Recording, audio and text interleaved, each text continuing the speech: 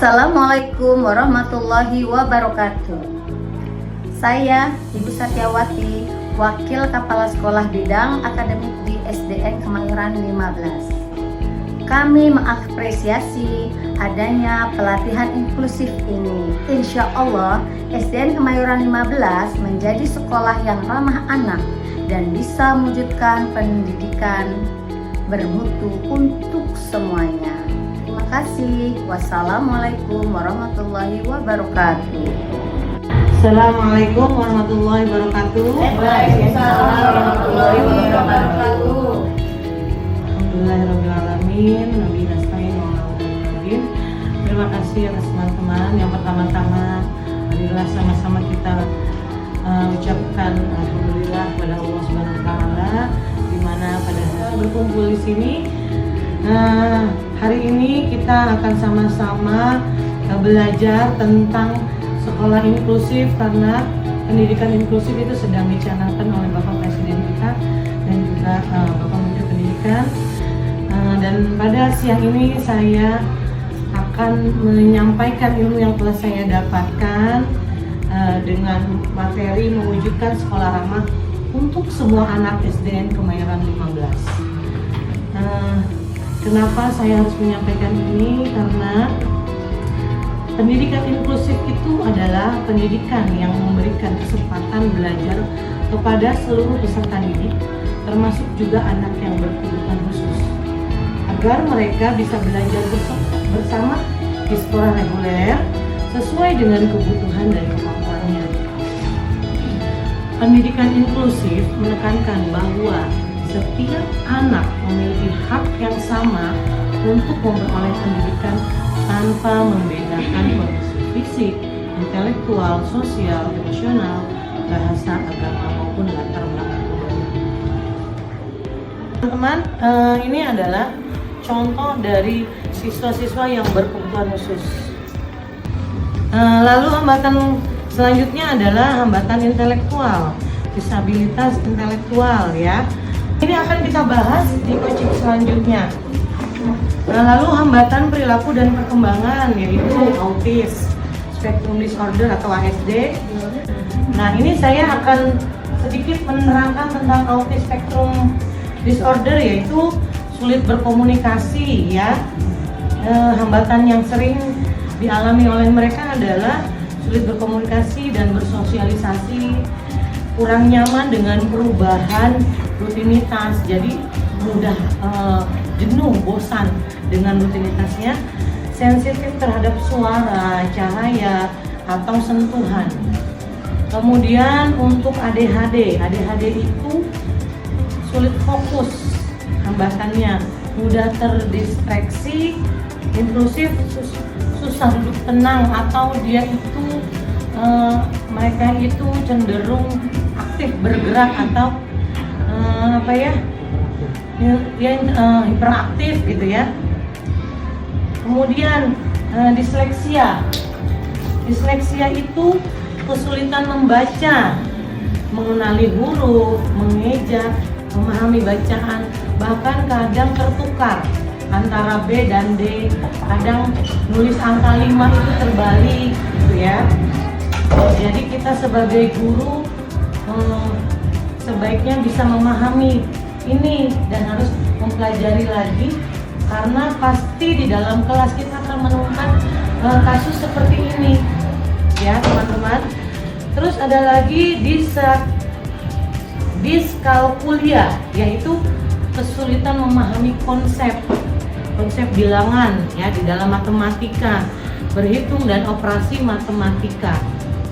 Yang berikutnya hambatan perilaku dan perkembangan itu disgrafia. Disgrafia itu kesulitan menulis, tulisannya kurang terbaca, sering ya kita menemui itu ya, lambat saat menyalin atau menulis. Itu adalah hambatan perilaku dalam perkembangan. Kemudian potensi istimewa, ternyata anak yang berbakat pun termasuk berkebutuhan khusus, karena kita harus memfasilitasi mereka juga, baik yang hambatan secara sensorik, intelektual, perilaku perkembangan, pun anak yang memiliki kelebihan itu pun harus kita wadahi. Terkadang anak yang berbakat ini lebih cepat selesai mengerjakan tugas. Itu pun harus menjadi harus kita pertimbangkan langkah apa yang harus kita tindak selanjutnya supaya mereka tetap terwadahi, terbimbing. Kemudian anak dengan kecerdasan tinggi itu pun termasuk anak berkebutuhan khusus. Jadi ada yang berlebih dan ada yang kurang. Insya Allah kalau saya mungkin bisa mendampingi hanya waktu-waktu tertentu. Ini silakan disaksikan.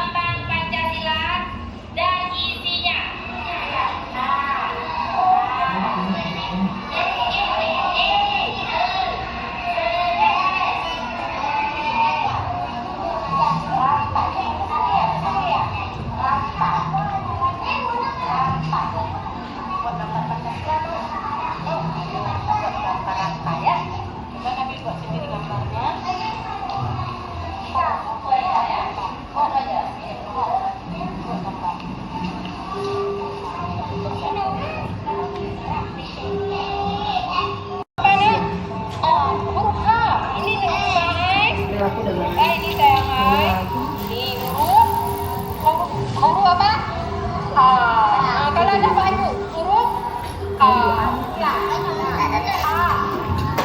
I, U, Haji, jaga kita lagi mulia. Kita sudah menyaksikan ya macam-macam kebutuhan yang mereka, hambatan yang mereka butuh kita fasilitasi. Jadi setiap anak istimewa dengan caranya sendiri. Pendidikan inklusif ini bukan sekedar menerima semua peserta didik di sekolah reguler, tapi mereka diabaikan di sekolahnya. Ketika asesmen mereka harus mengisi, padahal ketika pembelajaran biasa mereka tidak diajarin apa-apa. Mereka hanya datang ke sekolah lalu bermain, tidak mendapatkan ilmu apapun, lalu di akhir mereka harus melakukan evaluasi yang mereka tidak pelajari sama sekali. Itu tidak adil bagi mereka.